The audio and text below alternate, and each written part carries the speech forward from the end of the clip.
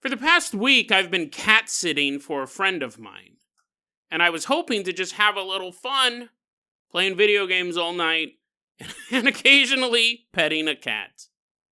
But instead, I found myself trapped, not just by the snow, but by the spirits who inhabit her house. And then we meet a young woman who may have unraveled the mystery behind missing 411. Is it possible that it's not a Bigfoot who's been stealing hikers out of the woods, not some paranormal force beyond all imagination? No. It's actually rap superstar Lil Nas X who's sucking people into the void. Today on Dead Rabbit Radio.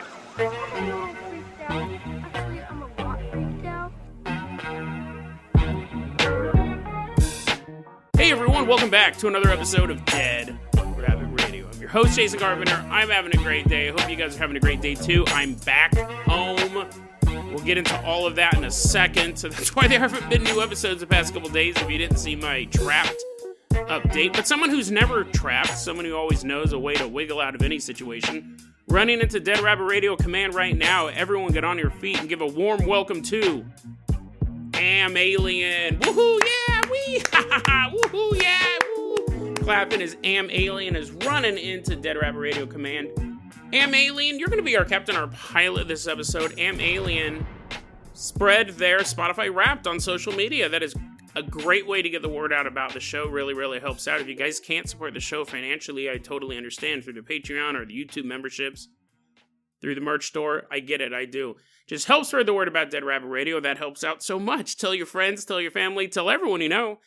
Dead Rabbit Radio is your favorite paranormal show. Am Alien, let's go ahead and get this party started. We're going to go ahead and toss you the keys to the Jason Jalopy. Everyone climb on board as Am Alien drives us out of Dead Rabbit Radio Command all the way out to Sabine's house. I'd like to say a nice leisurely drive. That's normally what I say, but we're actually driving through feet of snow. I know I'm not the only person impacted by the weather. I'm sure you may have right now as the power's out and your only light that you have in your house is the light of your MP3 player. However you listen to this podcast, everything else is dead. It's been crazy weather across the United States. I'm not the only one impacted by it, but I might be one of the only people who actively hates it. I hate snow. I hate everything about it. I start getting all worked up. I get a tummy ache. I do when I have to think about walking out in the snow. I despise it. What happened recently, and the reason why we haven't had new episodes for a couple days was last week. It would have been like Monday. We switched places. Not Freaky Friday, not that crazy story. We covered something like that a long time ago.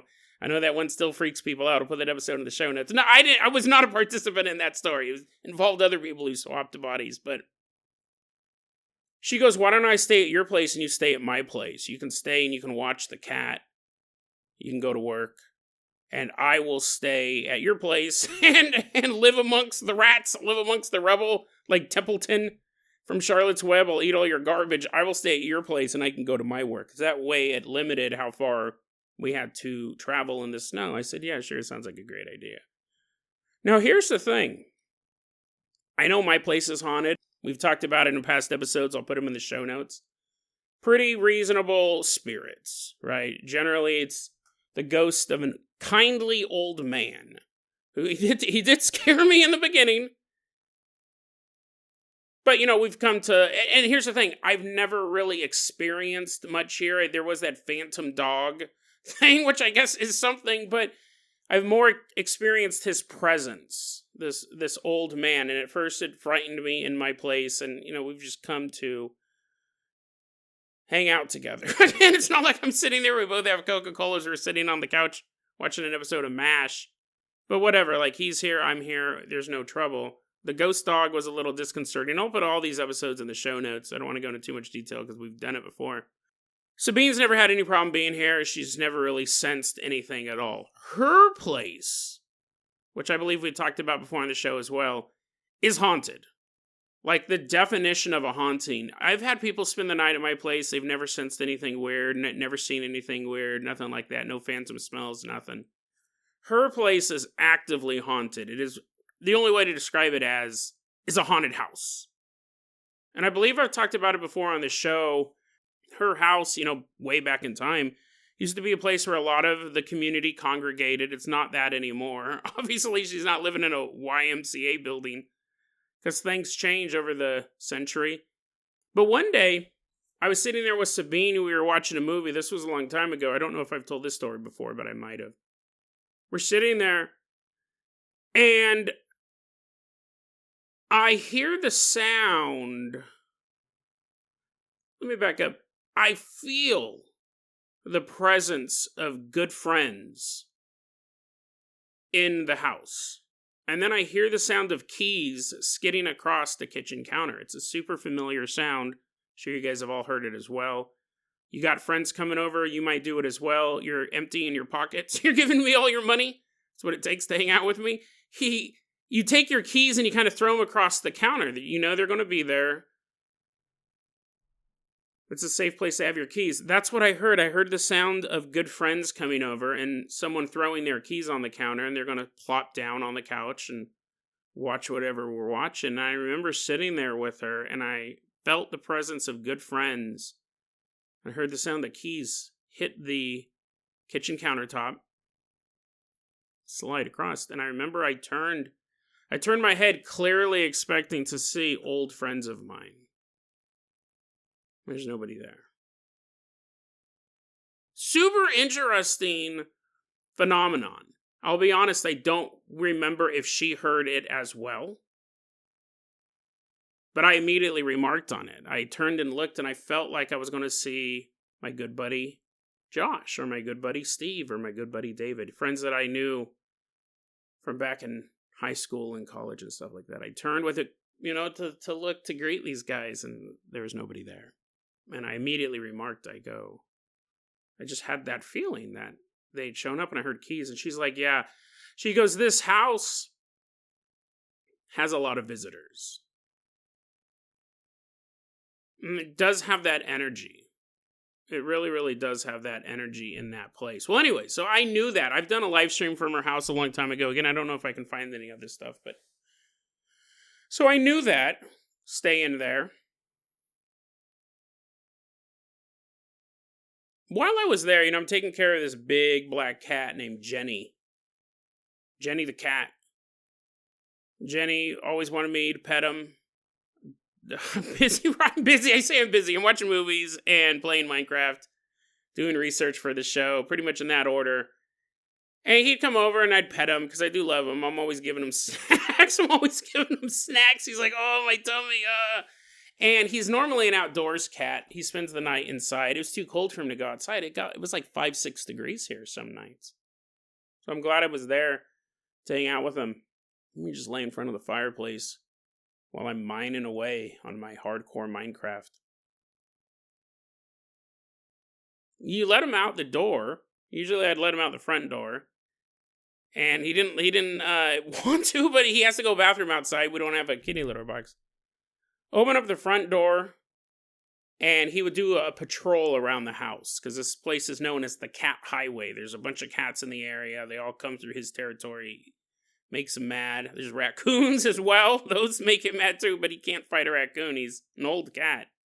He'd do a patrol around the house, and then he'd come to the back door, where he would put his paws against the glass and go, squeak, squeak, squeak, and he'd rub his paws against the glass until you'd open the door up. And I made sure to be on the ball because it was 5 degrees out. I was like, I'm there, buddy. Don't freeze. And then he'd lay in front of the fireplace for, the next 4 or 5 hours or whatever, warming up his paws, rubbing them together.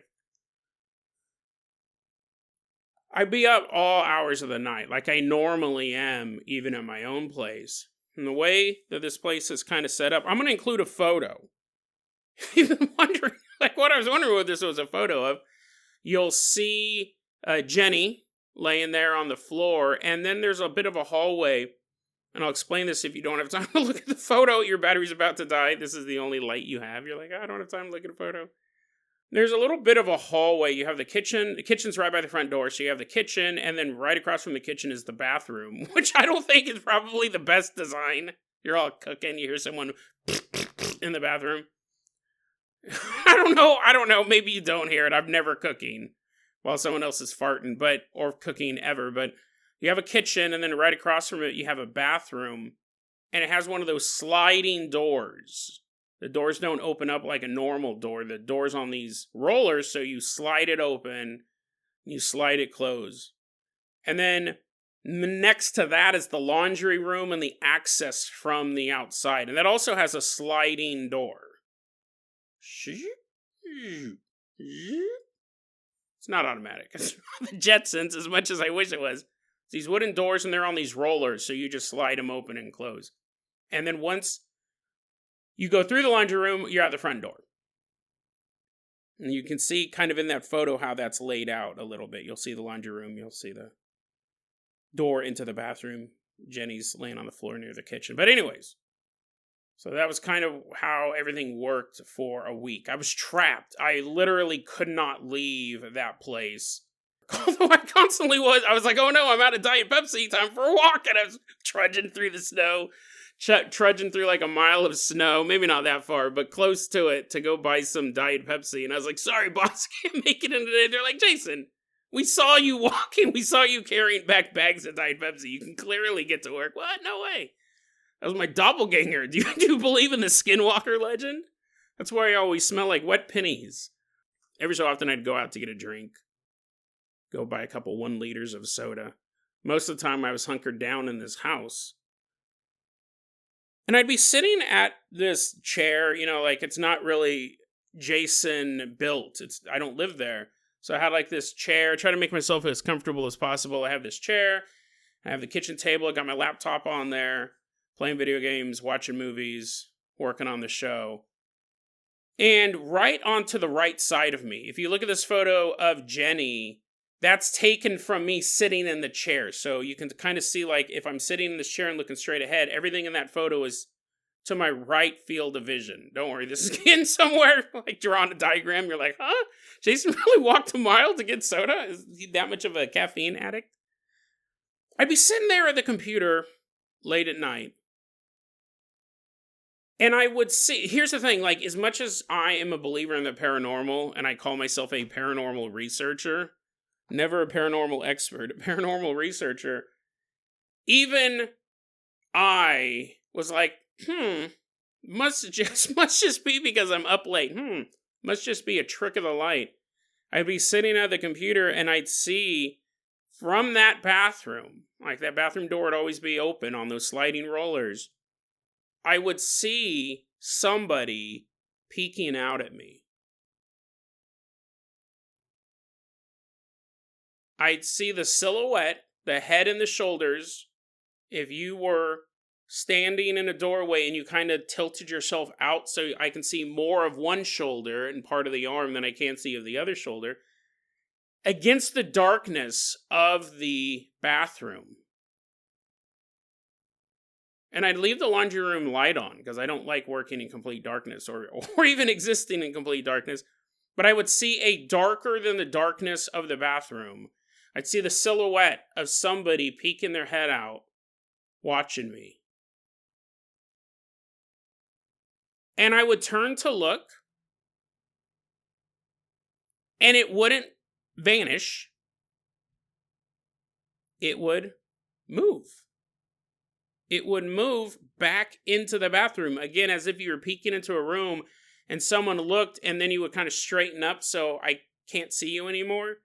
But it didn't move rapidly. It just was looking, and then I would turn my head and I would look directly at it and it would move. Not super slow, but not super fast either.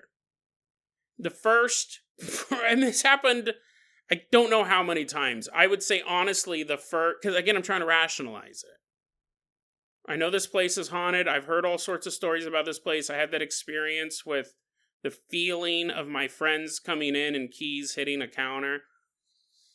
But I'm seeing something, and I turn to look, and it would move about the average speed of someone who would be kind of ducking away. Again, it wasn't super fast, but it wasn't super slow. And it kept happening, and I kept dismissing it. Because here's the thing. I'm trying to work. I'm watching scary movies. Playing Minecraft, which is really scary. Those creepers, man. As a paranormal researcher, if I went out to a house, I would be, like doing a little jig because I'm here. But I gotta sleep in this house, right? I gotta sleep in this house. Gotta take care of this cat. I can't go anywhere. There's a storm. I can go get soda, but I can't get to work, right? But I can get soda. It's happened quite a few times, and each time I'd look over and I'd see it move and go back to doing my thing. Another thing that was interesting that was going on was I would be sitting in that red chair. Jenny would usually be sitting at the fire. When Sabine's home, Jenny gets all the pets in the world because she's reading a book and Jenny's up on the couch and they're snuggled together. Me, I got mines to craft, bro. I need both my hands. Diamond ore is not going to find itself. So every so often, Jenny will get up and walk over to me, and I'll pet him. I'll pet him a bit, and then he'll walk back over to the fireplace. And I'd be at the computer late at night, and I'd see Jenny. Well, here's the thing. I'd see something small and black move down to the right side, like my right side of my vision, and I'd look down to pet Jenny, and there'd be nothing there. And that happened a lot, too. Now, that one I will account to I could be being tired. Because like I said, I was going to bed at 3 a.m. I was waking up like at 7 or 8. So I wasn't getting a lot of sleep. That could have easily been that. And I remember it would happen so much that sometimes I would then kind of get up out of my chair to look. And I, sure enough, would see Jenny in front of the fireplace. But that happened a lot. I would say that probably happened more than seeing the person peeking out from the bathroom door. It happened so many times. Both of them, I couldn't tell you. I couldn't give you an idea of how many times each one happened. Which, again, probably bad paranormal researcher. You're like, Jason, this is your job, dude. This is what you're supposed to do. You're supposed to have a little book, a little log book.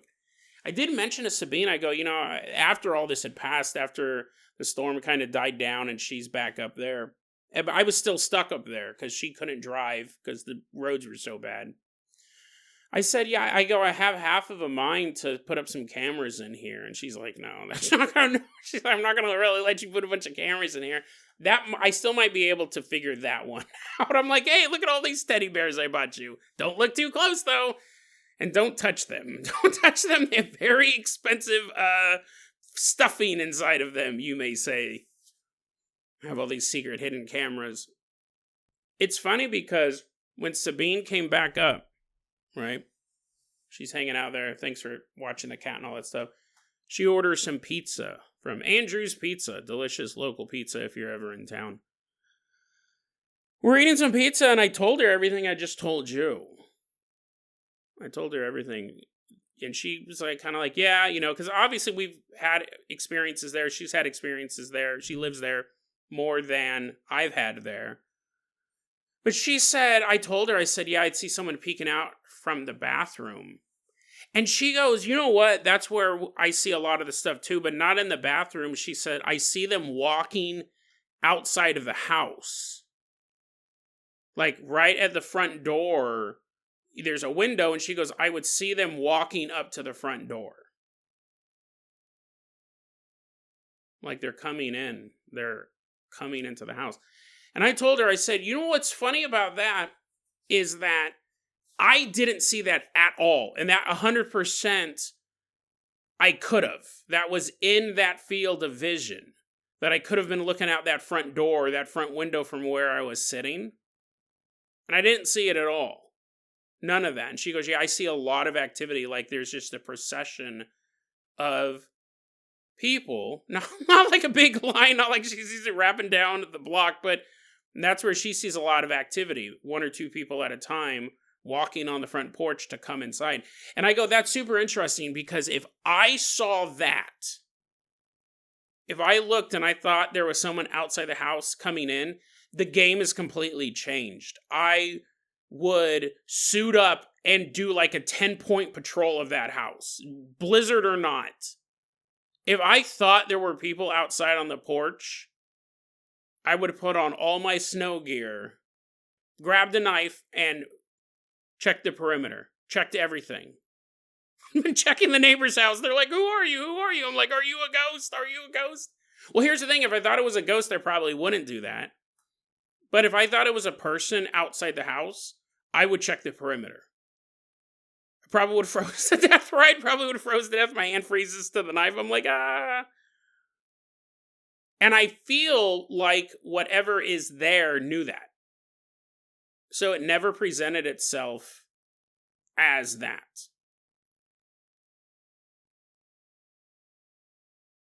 But it was active while I was there.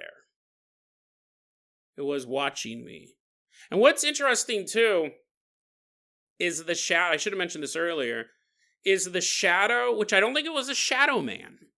Because I've had experiences with the shadow men in the past. I don't think it was that. It was just this, it looked like a shadow, but it didn't give me the same type of energy, didn't give me the same type of impression that a shadow man does. This, whatever this entity was, did appear as a dark, featureless, I mean, pretty much, it could have been a shadow man. I don't think it was. Shadow men, in my experience, have this very alien air to them. It's the same way I imagine a geologist would look at a rock. Or a biologist would look at a worm. And really not look at a worm, look at a box of worms. The level of, when I've encountered the shadow people in my past, they don't care that you're there at all. They're not menacing, the same way a geologist wouldn't be menacing towards a rock. And it's not that, it's the way that a geologist would feel looking at a rock. It's the way a geologist would feel walking through a rocky landscape. Like, they don't care. Right? They don't care. There's rocks everywhere. They might be looking for something in particular. But we're just the granite slab. We're not that cool obsidian that he's really going for. It was this super detached feeling, like they did not care that we were there. They did not care they were being observed. They understood that we were there, but it's the same thing as if a farmer was walking through a farm carrying a pail of slop with all these other animals around him.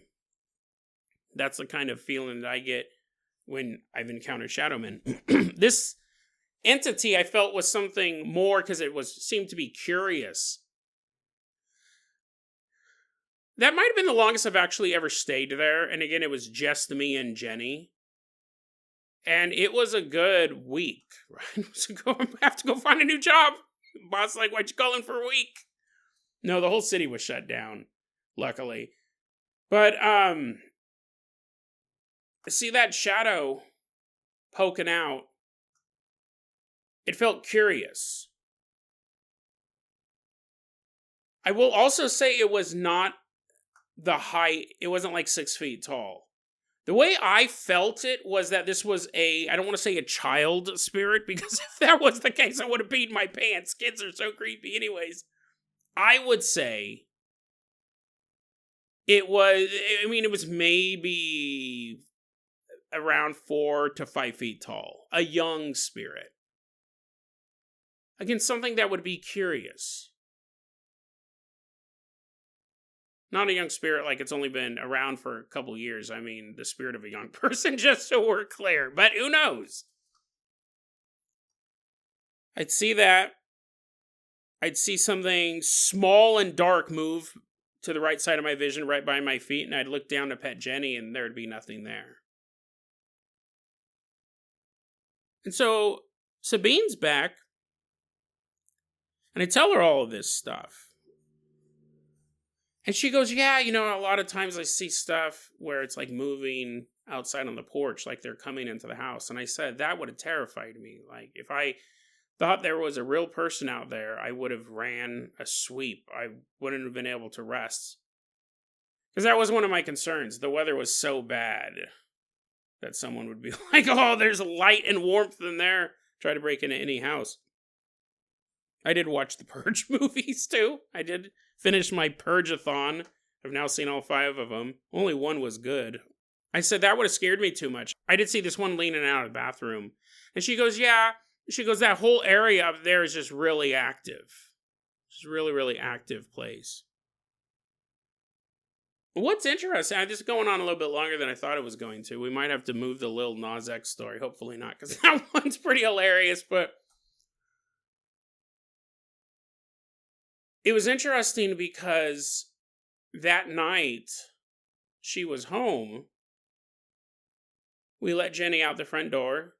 It's gone for maybe like 10, 20 minutes, however long it takes for him to do his little perimeter sweep. And then he gets to the back door. Squeak, squeak. Squeak, squeak. Go open the door. I get you, Jenny. Don't worry, buddy. I got you, bud. I open the sliding glass door, and Jenny comes running in. I close it. I go sit back down. And me and Sabine are just sitting at the table eating pizza, and all of a sudden we hear a squeak.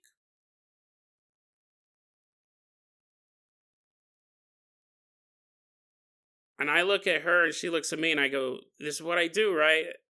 It's full. Now there's another witness here. I go, did you hear that? And she goes, yeah. And I got up and of course I looked over to make sure Jenny was by the fire. I walk over, Jenny's by the fire. He's just laying there with his belly to the flames. And I look out and there's nothing out there.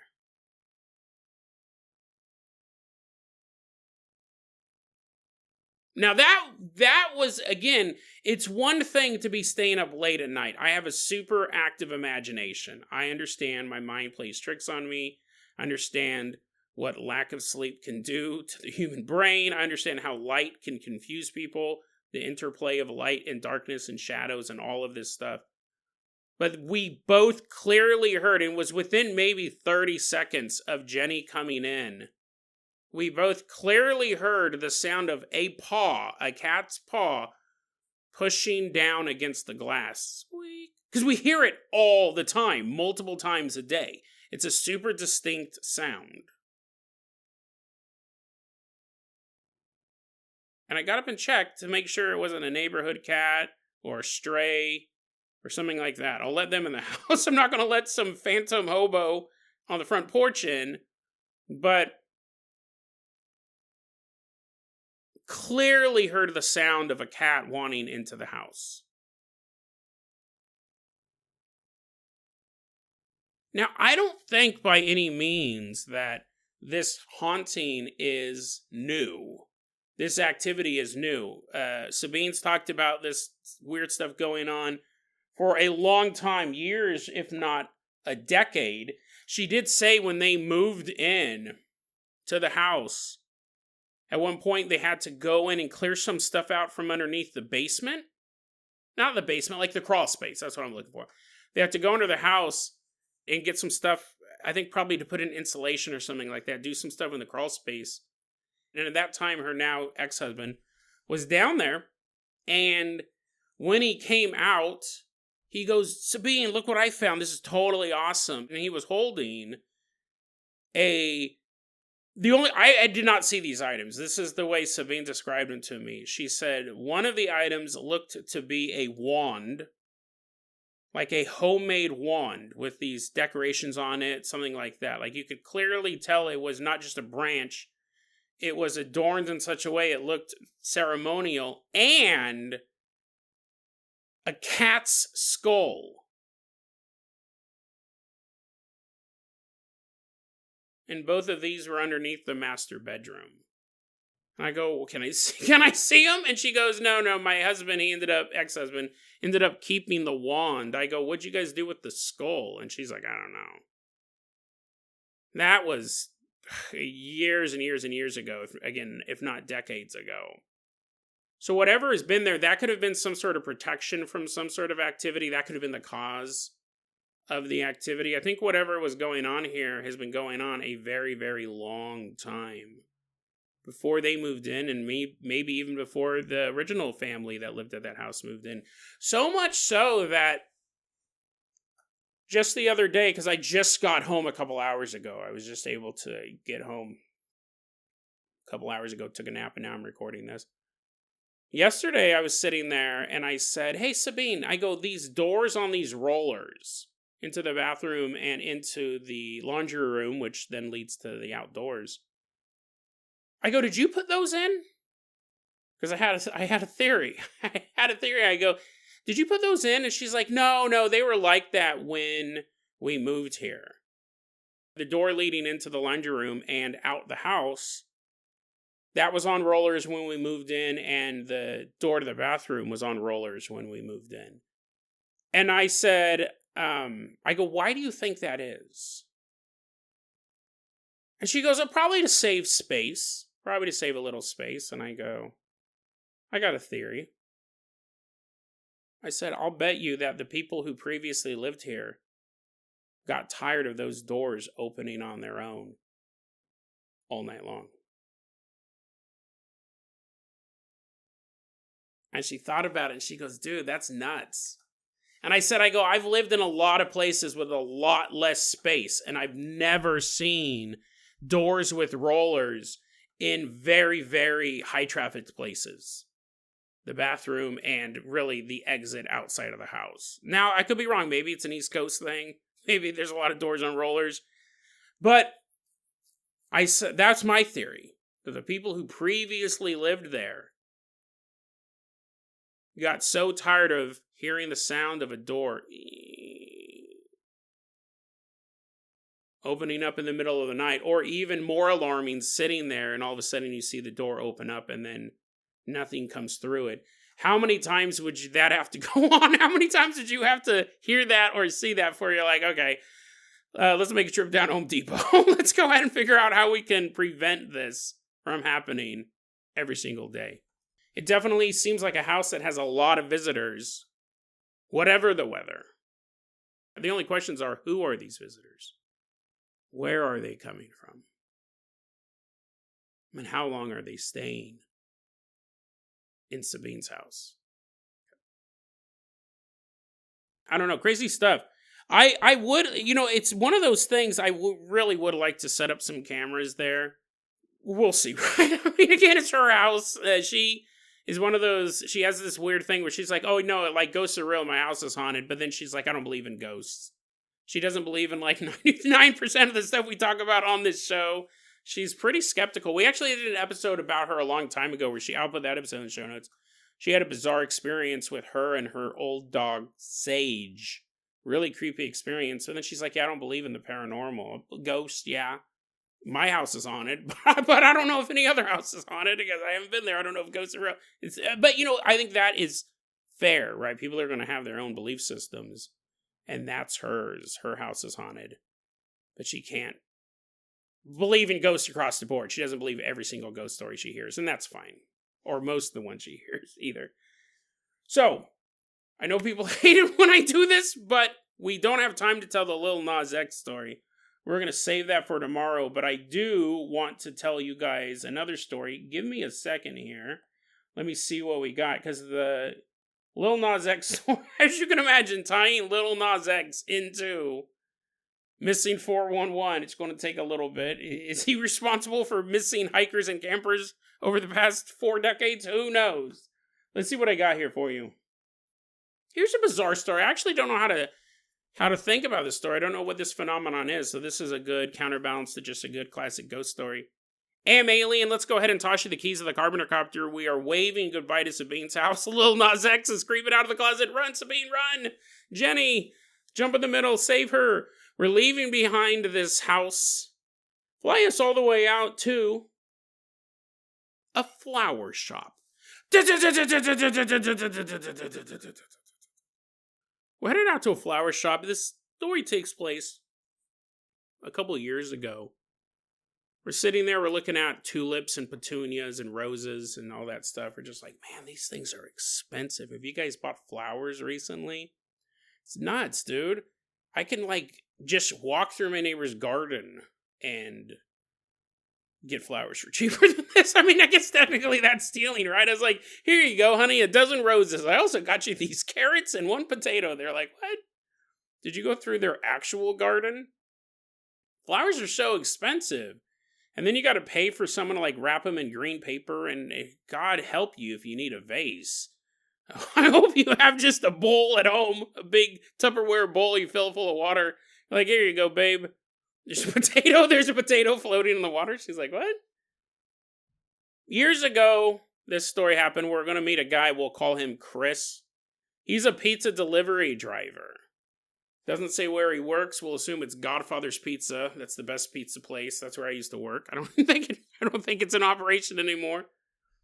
There's Chris. He's a pizza delivery driver, and he gets a order. Hey, Chris, 1 large pepperoni for the old flower shop.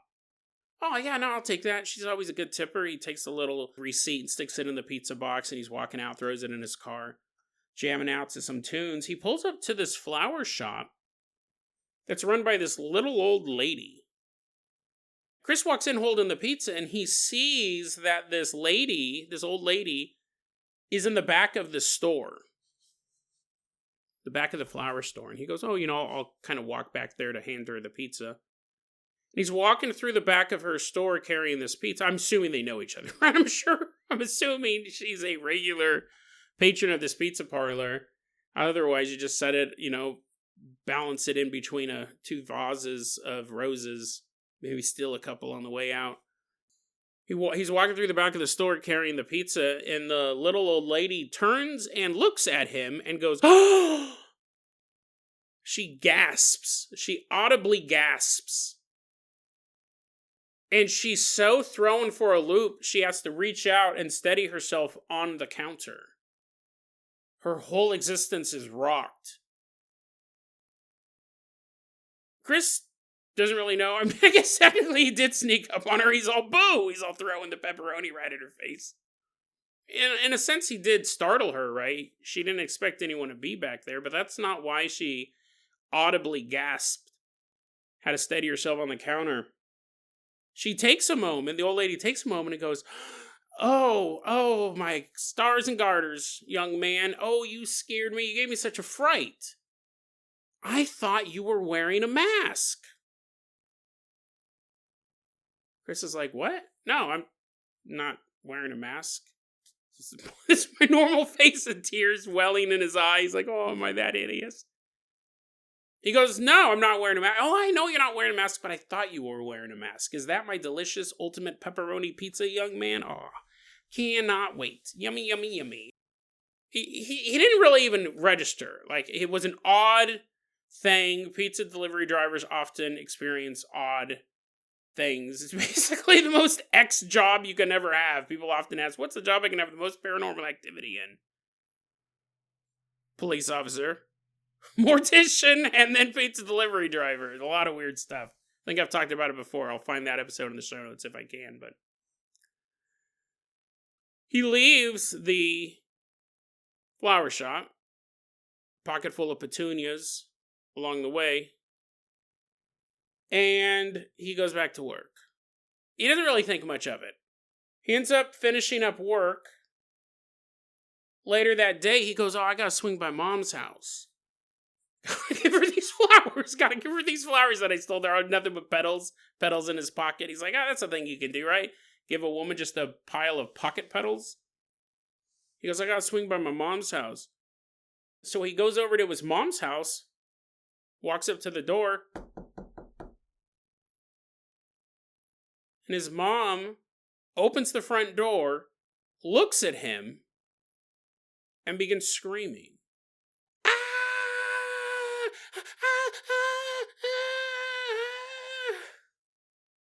Freaking out. Chris is like, what? He's like, looking around, did something blow up behind me? Is there a hobgoblin sneaking up? And his mom stops screaming and kind of catches herself. Oh my God, Chris. Oh my God. Oh, oh, you scared me so badly. I thought you were wearing a mask.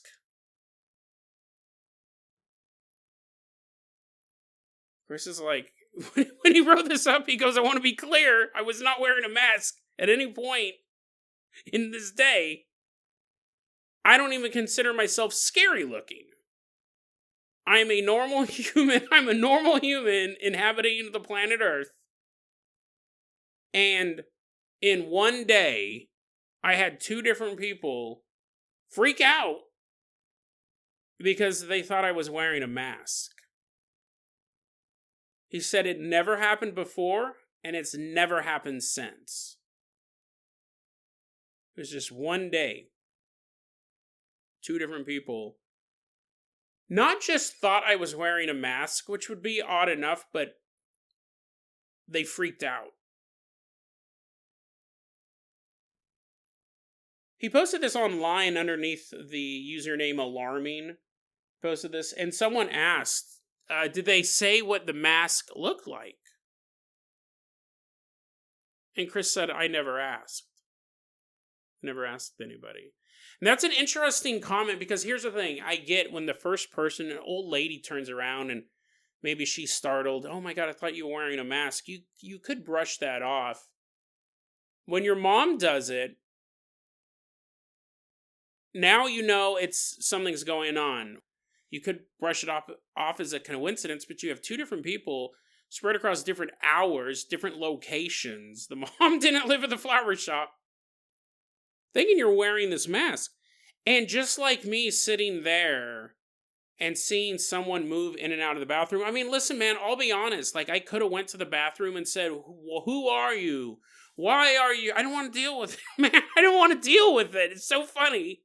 Because I know this might make me sound like a big goofball. I think most of you guys have figured that out by now. You have professional paranormal researchers like Pete Orby or Rocky, who runs the Oregon Ghost Conference. Pete Orby runs the Port Gamble Ghost Conference. These guys, man, they've been doing this stuff for years. They are professional ghost hunters, ghost researchers.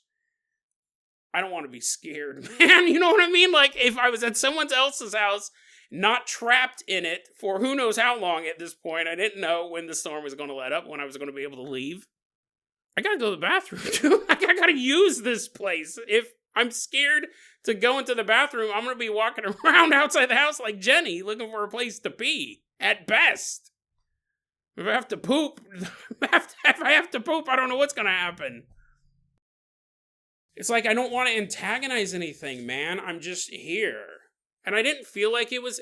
that's the thing, like, whatever is at Sabine's house, I feel like they feel it is their house as well.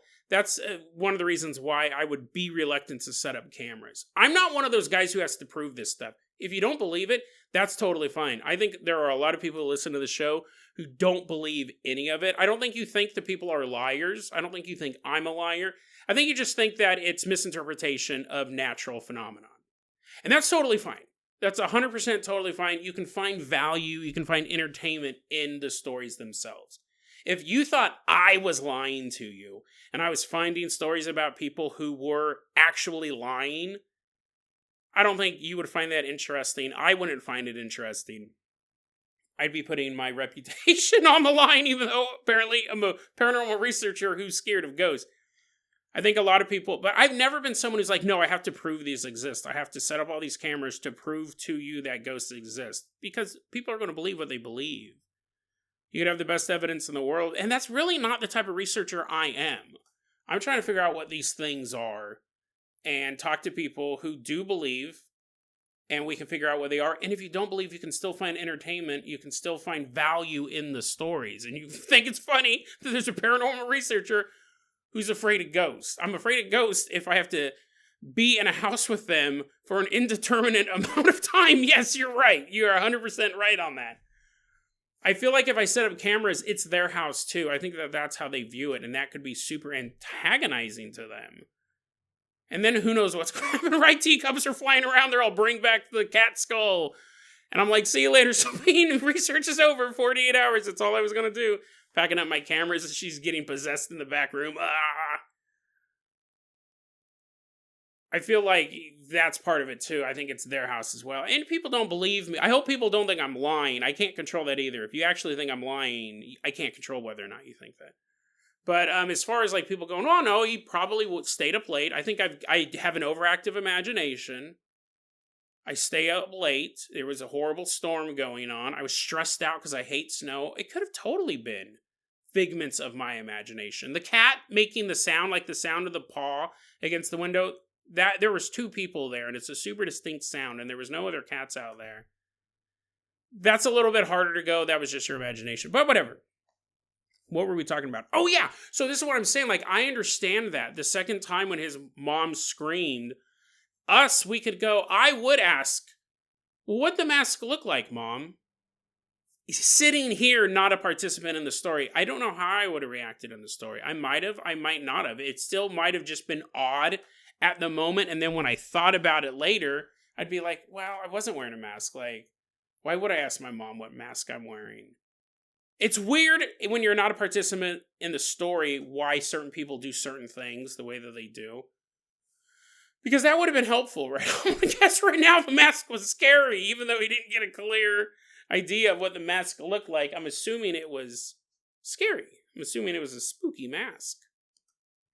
But this is one of those stories that, like I said at the beginning, I don't know how to classify it. I don't even know what my guess would be. It's not a ghost story. Definitely not like an alien or cryptid or anything like that. It doesn't fit into any nice paranormal category. If I had to guess, as a professional paranormal researcher, if I had to guess, I would think it was either some sort of energy attached to him and they were seeing the energy, maybe something like a solar plexus clown glider. That's a pretty high level thing. I mean, he didn't say that his life spiraled out of control after this happened. Those things can be pretty gnarly, but something like that. You could argue, too, that, again, I don't know this dude. He posted this online. Maybe he's an affable chap. Maybe he's a stone cold killer. We don't know. You could say that maybe they were seeing his true nature. But probably not. Like, again, if he's like, yes, and I've become a monster for real. I'm burning people alive as I'm posting this online. Again, we don't know. We don't know if he is this mind-numbingly evil man traveling the countryside, murdering for fun. But it would be something like that. It would be some sort of energy attachment. Like these 2 women were seeing some part of him and hidden, or something that attached to him that was visible for a moment. But again, it's not a phenomenon that we can easily categorize. And I love stuff like that, because I think there is so much of the world that you just cannot, like, especially the paranormal world. Like, going back to the idea of the geologist or the biologist, science is all about categorizing things.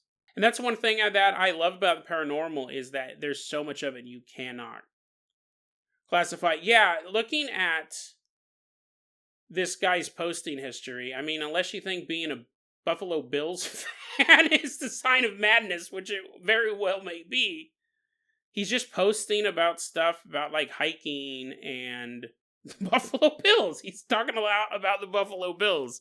Maybe they saw a scary buffalo head, which would be terrifying if you think about it. If you open the door and there was a guy standing there and he had a buffalo's face, that might be the scariest thing you could possibly imagine.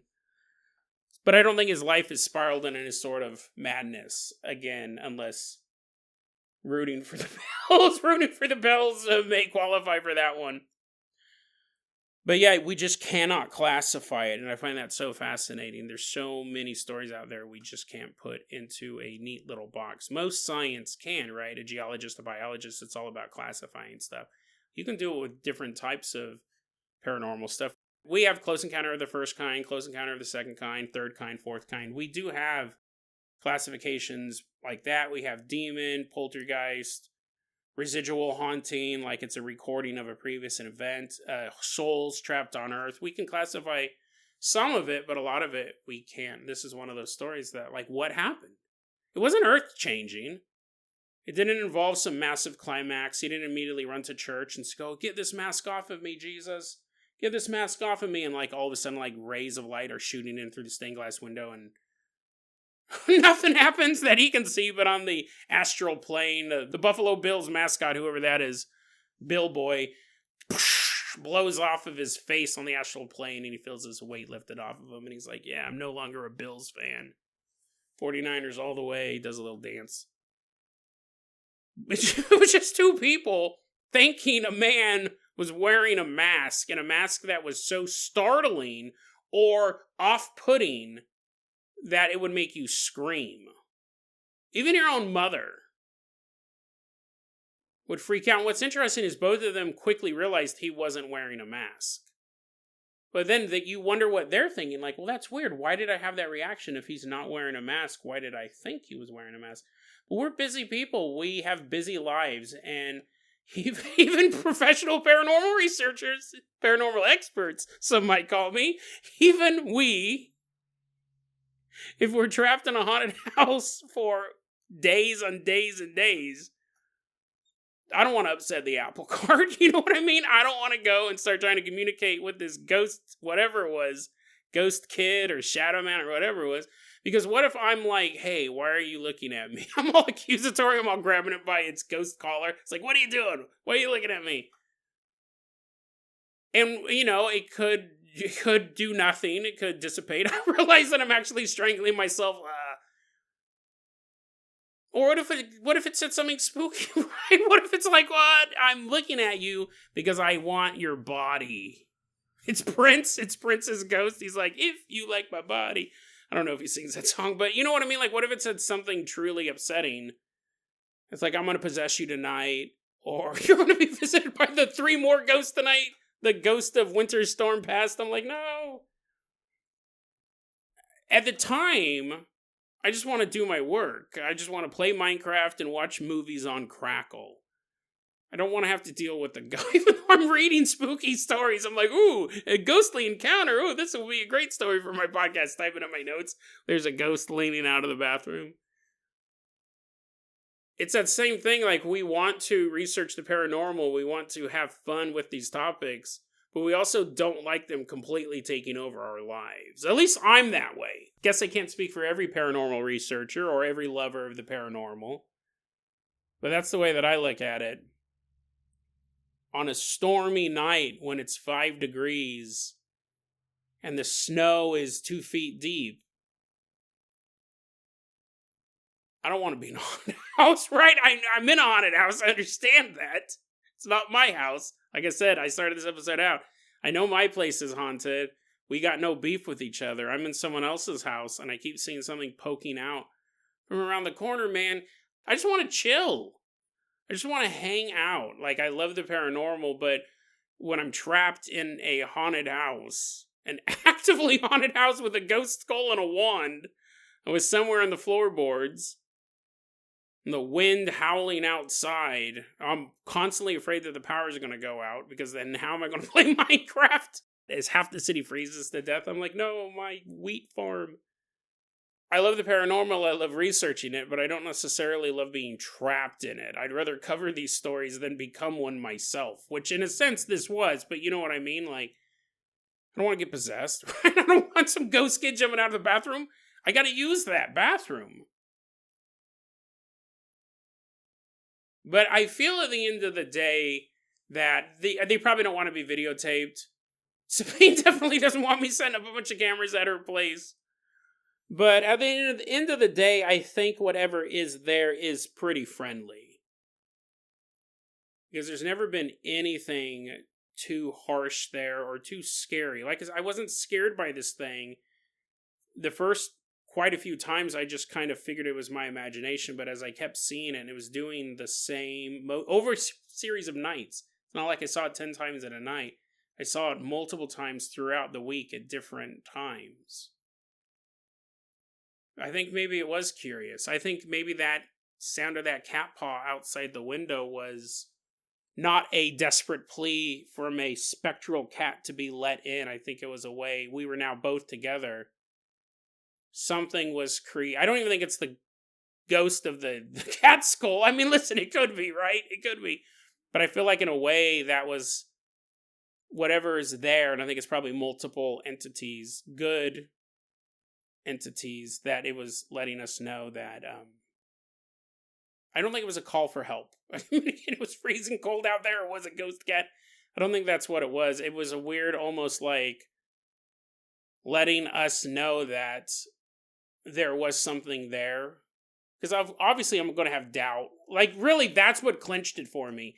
I probably wouldn't have told, because all of the stuff could be like, yeah, you're up late. I probably wouldn't have even talked about the house. It was when we both clearly heard the sound, that's when I go, oh, I think I'll talk about that on the show. That, to me, is proof, not to you, because you don't know for sure, but to me. When two people heard the exact same sound, a very distinct sound that is only heard when Jenny's out there trying to get in, that's when I was like, okay, there was something here. I did experience something this whole time. I feel like whatever it is there is friendly, and it sees this house as a warm, welcoming place. But on a cold night, when the snow falls hard, the streets are covered in ice, and darkness has completely enveloped the city, I may think the spirits at Sabine's house are friendly. But on a dark and stormy night, I'm not going to put that theory to the test.